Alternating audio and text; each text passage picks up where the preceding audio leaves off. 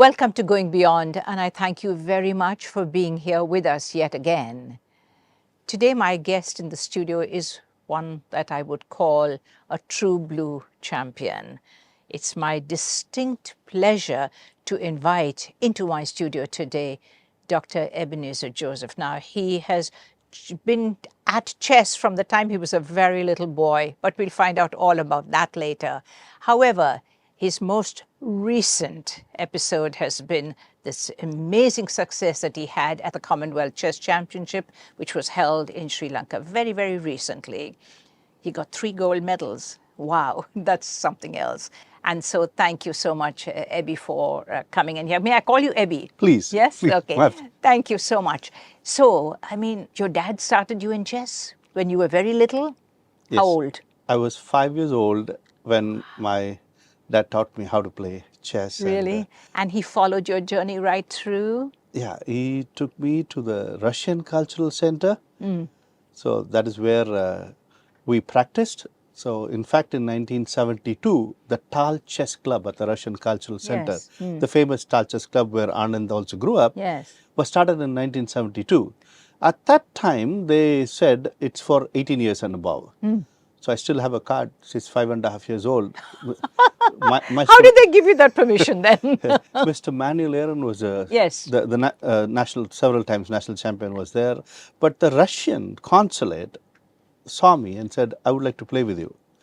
So it's told that I played with him and I defeated him. And he said, okay, relax, please, why don't you relax the age? And that's how I think I'm the first boy to get into the club. Yes. And thousands have been trained, all the grandmasters in India. Right. You have also spent much of your playing career as a teacher and as instructing younger people towards the game. What, 15,000? Yeah, by the grace of God, about 15,000 children, about 8,000 tribal children during the Olympiad, tribal and Adi Dravida children. This department wanted me to do that.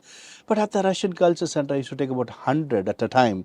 And also in different schools, I help in developing the curriculum and teaching them. It's a joy to train children. In fact, I played for India in the World Championship, in World Youth Championship in Brazil, when few of the office staff said, why don't you teach chess? Okay, I started teaching 5 of them. The joy that you get in training. Is that the case? So, but you are still working very actively in a government job. But does this now, when you look forward, do you think that you're going to have years and years of actually doing what you love best, probably? I'm grateful to God I got a job in sports quota in the Indian Audit and Accounts Department, FNC Audit, as a supervisor of audit. I was a recruiter and auditor, now a supervisor. It gives you good... keeps you active. It keeps your mind working. I think playing chess is... I teach chess and tell them, some of them are big grandmasters, gone to be grandmasters like Deepan and other people who have been associated with me, Venkatesh, several of them, Saranya, who became national champion. But more important is we teach thousands of kids. We try to introduce chess into the schools. Why? Chess is about planning. Chess is about strategy. Chess is about life. So in any field, one can be a doctor or an engineer or an IAS officer. Chess is definitely going to help. And that is the reason I feel that, teaching chess is very important. And being in government, time is a constraint. But while we audit, the way we look at things is different. Really? It's absolutely different. The way we look at strategy, planning and helping, social welfare, so much we can do in looking at things from a chess angle into the government audit as well. Right. So now tell me, as a PhD in chess, what does that mean? I mean, does it mean playing or does it mean something else or what? Explain it to me, please. Yeah, the PhD story is very interesting because till 7th standard, I hardly went to school because playing chess only. Most of the time playing chess because those days no chess player. Only as a kid you are the main player. Right. With great difficulty, I got into Dufton Quarry really? in the 7th standard, the one in the Weapery. I got into the school and started studying a little bit and managed to clear my 12th, just like that. And I was happy to join the Madras Christian College. The gift ceremony gave in the statistics department. Right. Did my UG and PG there. But when I started teaching kids chess, I suddenly felt that cognitive improvement in every child. Suddenly, Really? I went around telling people, IQ is changing. IQ is changing. That's the only thing that I know. I say, IQ is changing. People are becoming brilliant. My father looked at me, he was a psychology professor. My niece, another niece of mine, was an occupational therapist uncle. IQ is static. It cannot change. Maybe think better, but IQ can remain same. I was not going to give in. I went around jumping, telling everybody IQ is changing. Because of the chess? Yes, the way they think is changing. I could see that. I could see the Really? entire, I could absolutely see. Then I went to present a paper to Department of Science and Technology without knowing the depths of it. My statistics, master in statistics, I go to a All India Institute, 𝗬𝗵𝗃𝗀𝗃 chairman is sitting down there and I'm presenting a paper, IQ will change. Wow, that's bold of you. Very cheeky. He stopped and said, Ebenezer, I went through your paper. I agree. I was stunned. So it was a cognitive science research initiative by the most important department of science and technology. Indeed. And 𝗬𝗵𝗃𝗀𝗃 chairman is sitting down and he said, I will give you a Government of India funded project. So do it and just take help from some psychologists. So I went to Dr. 𝗬𝗍𝗍𝗲 from WCC, where head of the department, she helped me, and along with several, Mr. David Chandran and one Dr. Sundar Manohar, who was IIT professor, we formed a team and did a 4-year research on government children, and we came out with amazing results, which we presented to the sports ministry and to DST, how chess makes an impact on creativity, intelligence, and processing speed and working memory. Right. So tell me, over the years, have you found that there has been a growing interest in chess, more kids wanting to learn, more people wanting to play? I mean, yes, of course, we have our grandmasters and, you know, the kind of people whom we worship and we look up to. But do you think that there is an overall growing interest in this game of chess? I think the match of the century was definitely, the previous century was Fischer. Yes, Bobby Fischer. Yeah. So that triggered, that was a moment that we had this chess in India at starting club. The Russians definitely wanted to promote it at the Russian Cultural Center. In the 80s, I saw several little boys. One among them was a 5 times world champion, Anand. Yes, Vishwanathan Anand, yes. He's a lovely person, isn't he? He used to come down to the club, but I was a state champion. And he said, Champ, how are you? Oh, lovely. Because he's a very unassuming kind of a guy, isn't he? He's amazing guy. And we never knew that we had a world champion in the making. So I traveled with him several times in the team and been a captain of the team. And those days, a little kid, we have to beat. So it's amazing that I beat him 3 times in the national championships without knowing we were beating a world champion. And when I lost him about twice, I thought my chess is going. I didn't, without realizing that you're playing with a world champion. He's an amazing guy. And the Russian Cultural Center at Chennai was a ground where several of them came in. And this teaching at chess made me, I wanted to prove to the world chess makes a difference in the cognition. So I did my PhD in the Madras University. Do you find that doing of the PhD has helped you in your own work and what you're trying to achieve? When you're not playing serious chess, you train. Yeah. I had a break in between for personal reasons, and I was doing PhD, trying to understand, taking chess beyond. Yes. Our program is going beyond. Going beyond, yes. Not chess as a game. Yes. I started treating ADHD, learning disorder. Really? I had a traumatic brain injury patient who met with an accident and had his short-term memory loss. He was treated at 𝗵𝗵𝗃𝗀𝗃 for 15 years. And then he comes back to me. Within 6 months, he could take a bus from home and come to the club. All on his own. And several centers that people who are trying to help the people who had challenges, mental challenges, were referring kids to me, ADHD, learning disorders. The idea about this, different parts of chess can be used as a treatment, interventional therapy, cognitive therapy to a particular part of the brain. We can work on processing speed, we can work on working memory, we can work on the way that people look at the world. Having said that, Have you interacted a great deal over the years with the medical fraternity, and what you're telling them, what you're saying to me? Are they aware that here is this person with something that's very, very valuable? Do they understand that? Yes. In fact, one of the senior doctors, oncology doctors, and Dr. Samuel Thomas, who deals with several cancer patients in CMC, told me that we could probably introduce chess based on your study to after radiation for kids, the cognition comes down. So I presented these papers across the world, about 36 papers in 20 countries, including the World Congress of Psychologists.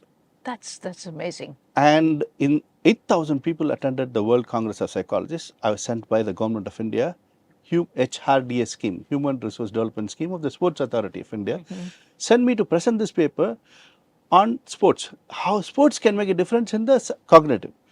There, out of the 8,000, 40 were chosen as emerging psychologists of the world, EPP program.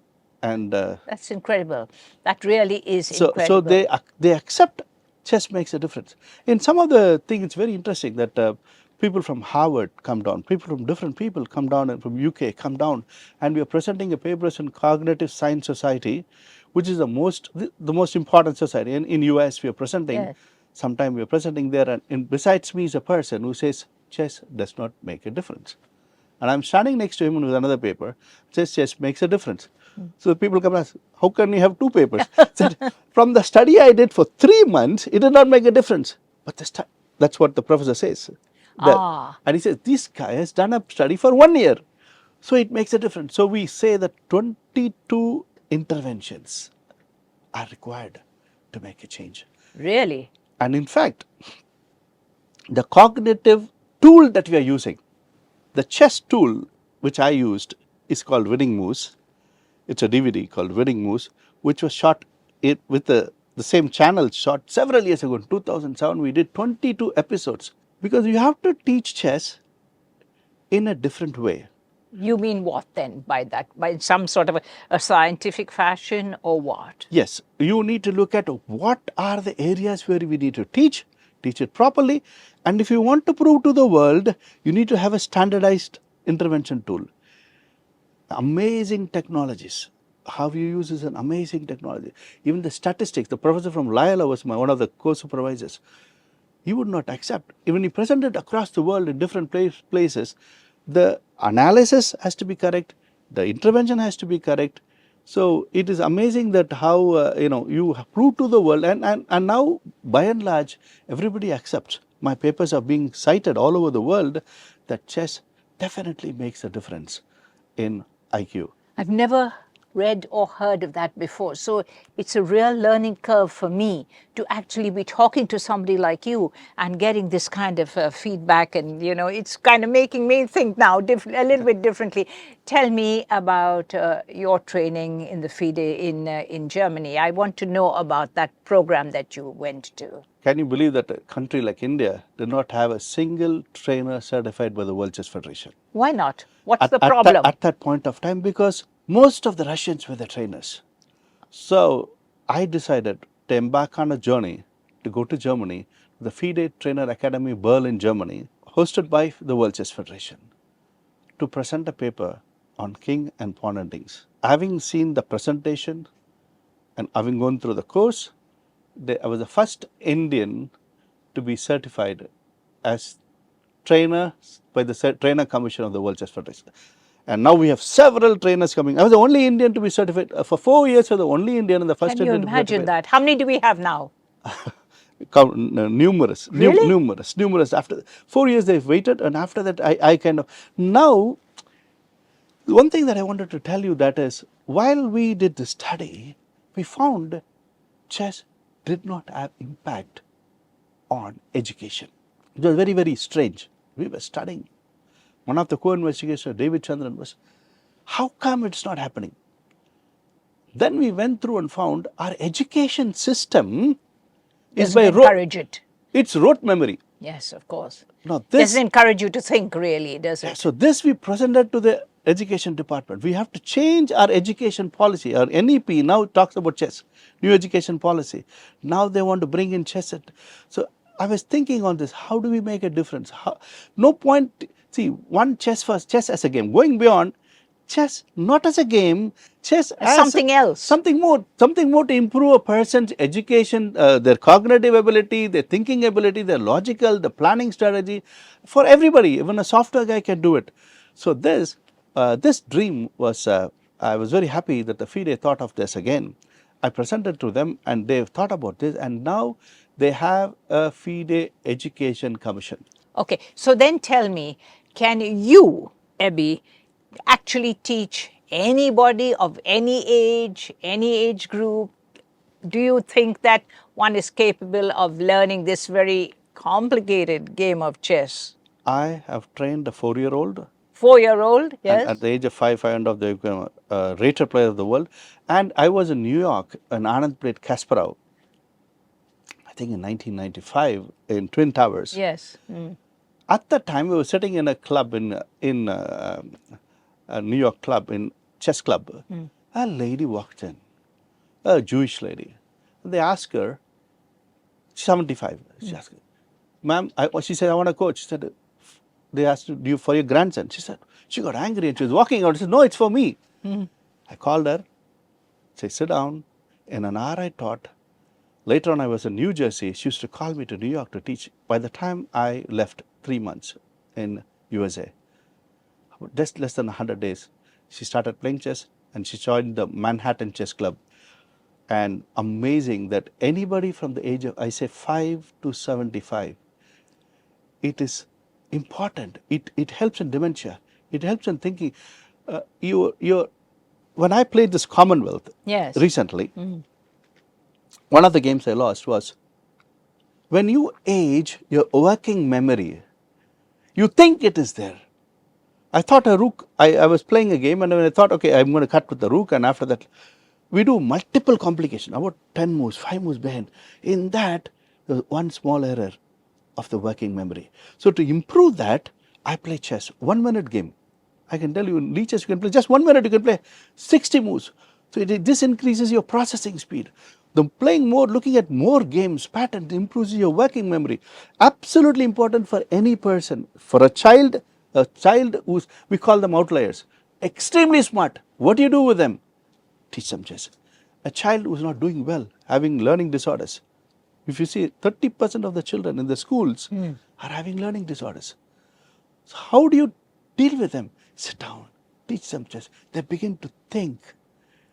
They begin to create. So right. So then do you spend much of your time, or I hope you do, to actually, be telling people, or especially at the school level, because I guess, their school principals think differently sometimes about what they should be imparting to their children. So do you make any effort to kind of introduce chess at that level? Wonderful question. This has been my passion, and just after the Olympiad, and we have been working with the Department of Tribal Welfare and especially with the tribal welfare. And during the Olympiad, we introduced chess to 400 schools. Wow, that's something else. And we brought 150 children to come to witness the Olympiad. Now, recently, with the help of the Department of Tribal Welfare and partnering with Madras Christian College and FIDE, we conducted a workshop. 40 tribal teachers were certified as school instructors of FIDE. Now, this is slightly different. We don't teach chess. Here we change the curriculum. Chess in education. How using chess you can teach maths. Wow, really? Yes. I will definitely give you a complete curriculum course set after this interview. How chess improves maths, how chess improves English, how you can teach geography through chess. You just put the board into different squares, okay, and then you tell them, let the rook go to England. They move. So they move. Having done that, they will know the world map like that. Wow, it's really fascinating, to hear you and the way you relate. And I can't imagine how much you are doing beyond the actual act of playing a game of chess, you know. So obviously your interest is all-encompassing when it comes to chess, you know. So 5 years old when you started, do you think you'll ever stop playing chess? I'm 60 and I'm glad that I won the Commonwealth. The 3 golds in 3 Commonwealth. gold medals. This is 3 different formats. Classical, Blitz is 3 minutes and 3 plus 2 seconds and rapid. So 3 formats. Before I went, I was just only playing, may I get 1 gold. 3 golds is really something very, very special, very, very precious. Even though, gosh, that's a very heavy medal, you know. It's a very, very heavy medal. It's really something. This is where your program, I would say that going beyond. When you work everywhere there is a difficult protocols are there. Yes. Going beyond the protocols, getting it done, playing with, some days you have to play 8 games. 8 games in a day. Your body. It must be tiring. God's grace strengthens. Really? Definitely. I did some people do meditation. I did do a lot of scriptures, reading scriptures and putting it. I can do all things through Christ who strengthens me. So keep saying that, God is your help. You can do it because you have to fight your body. You have to fight going beyond your strength. Playing with 18-year-old guy, playing with a 14-year-old boy, and they are champions of a country. So you have to, at 60, you are getting back into, like Caleb, who said, okay, at 80, I still give me the land. So at 60, you have to play. I played with the national champion in this tournament, national Indian in this tournament. So it is nice to go beyond one's strength, going beyond one's limitation. Age should not limit.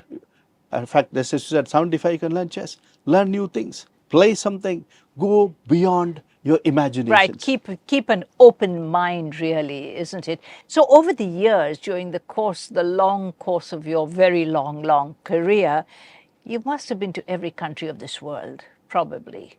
About 40 countries.